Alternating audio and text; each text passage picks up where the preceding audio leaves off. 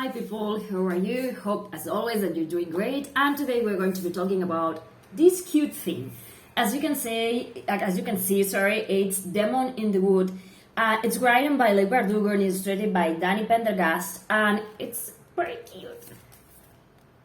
And when you remove the cover, you have this amazing thing. I love when you have these kind of things hiding under the jacket. I love it. Yeah. And okay, when I was reading it, I had like this big sense of déjà vu.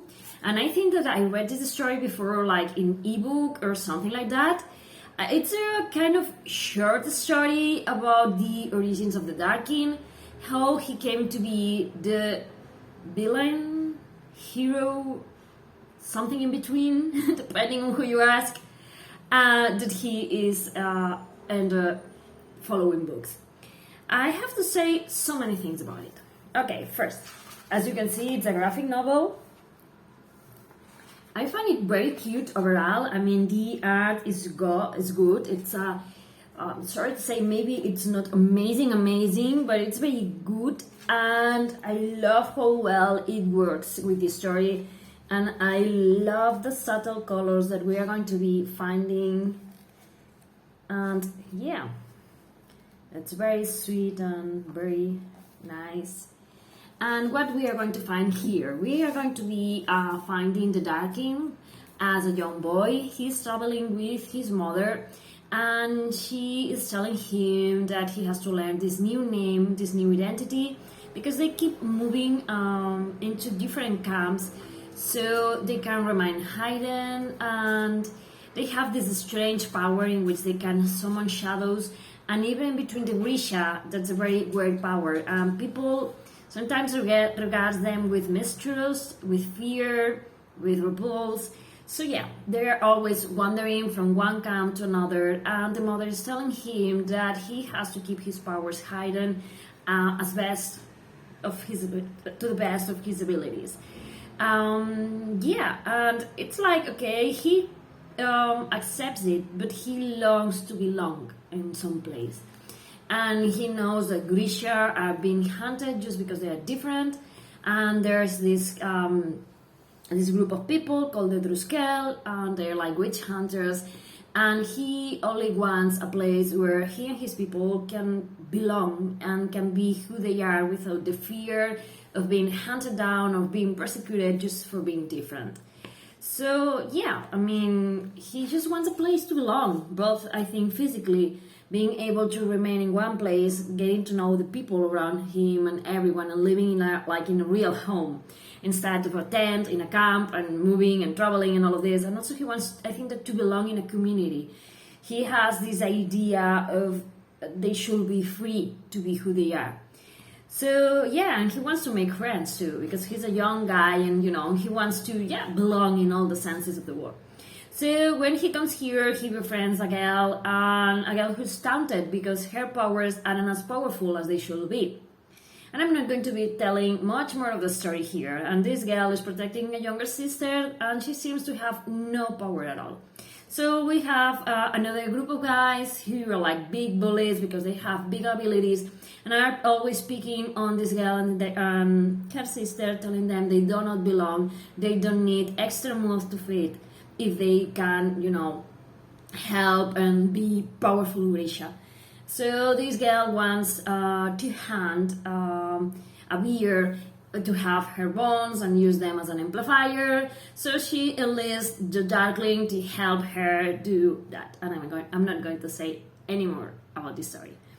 I find the story, it's very revealing about lots of things, about relationships between Grisha themselves, how the ones who are more powerful tend to belittle the rest of them, and how every one of them just want to belong, just want to prove how worthy they are to belong to this camp, to this tribe, to this group of people, and how sometimes they have fallen victims to the Druskel, and how they have had their families destroyed and something like that, and they have to prove themselves harder than other Grisha with more power, with more resources and all of that. And it makes you think about different imbalances in power also inside the Grisha.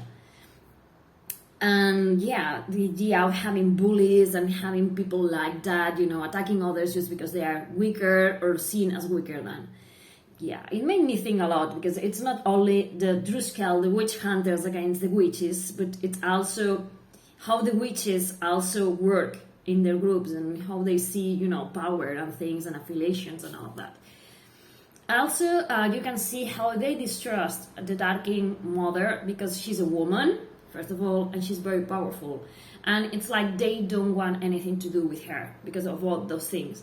And I love how she makes you think about the position of women and how sometimes they are discarded. And how she says that you have to use fear and power, but in a just measure, because if you make people fear you a lot, they're going to be hunting you because you are different.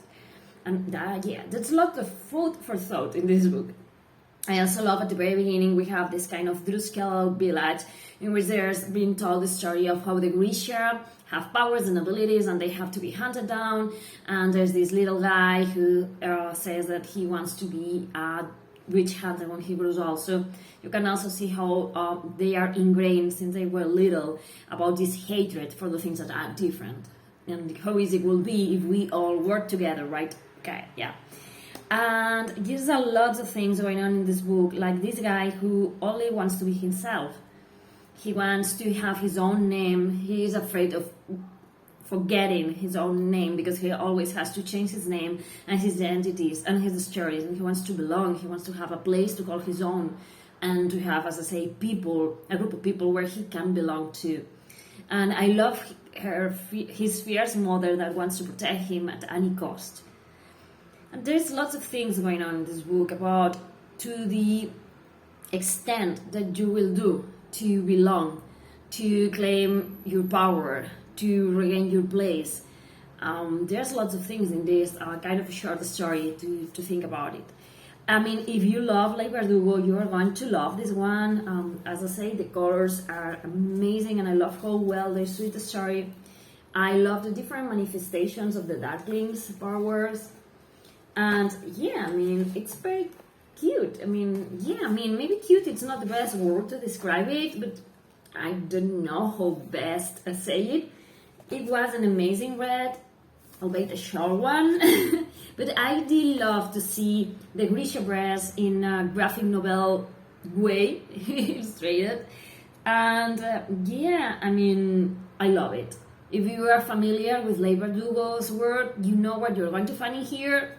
If you love the Darkling, there's a bit of a story that makes you understand how he comes to be who he is. I don't know if she's going to write more of these graphic novels so we can get like a more profound glimpse into his psyche and into his mind, because this one is a very short. It feels like introductory, so to speak.